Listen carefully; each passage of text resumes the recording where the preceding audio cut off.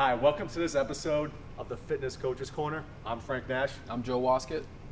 Today, we're going to talk about HIIT training, high intensity interval training. If you're looking for a great way to lose a lot of body fat in a short amount of time, HIIT training is for you. If you're an athlete looking to increase your aerobic capacity, HIIT training is for you. Now, there's a lot of misunderstanding out there about what HIIT training is, H-I-I-T training, and how to do it. Hopefully, today we can shed some light on exactly what this is and how to do it, but more importantly, how not to do it. So without further ado, HIIT training.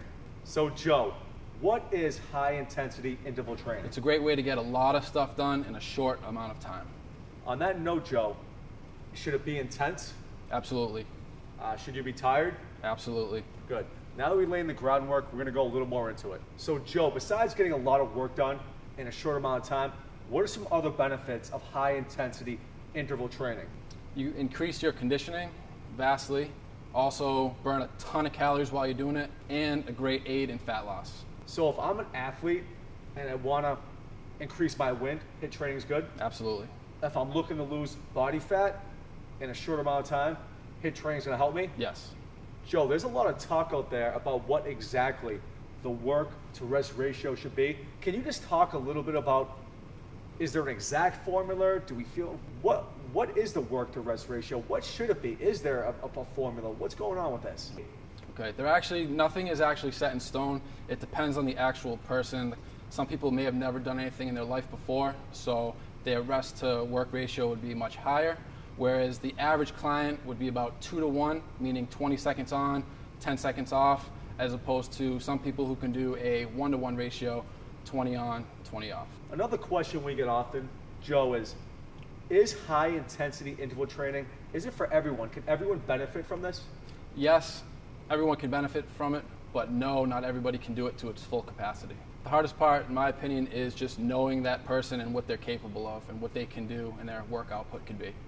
Joe, we hear a lot of chatter out there about high intensity interval training classes, HIIT training, exercises, and I think there's a lot of confusion out there. Give me a very simple example of a very effective high intensity interval training exercise, how you should feel during, how you should feel after.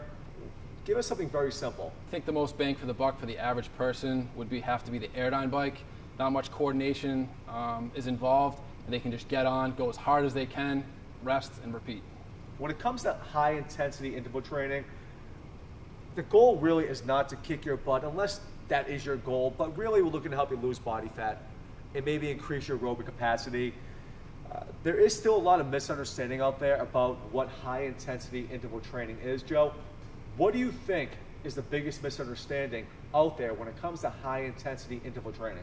I think the biggest misconception is, one, doing it correctly and the right way to do it with that high intensity. The other is that people think that if they don't do it, that they're totally missing the boat on fitness, which is not the case. It's just the icing on the cake.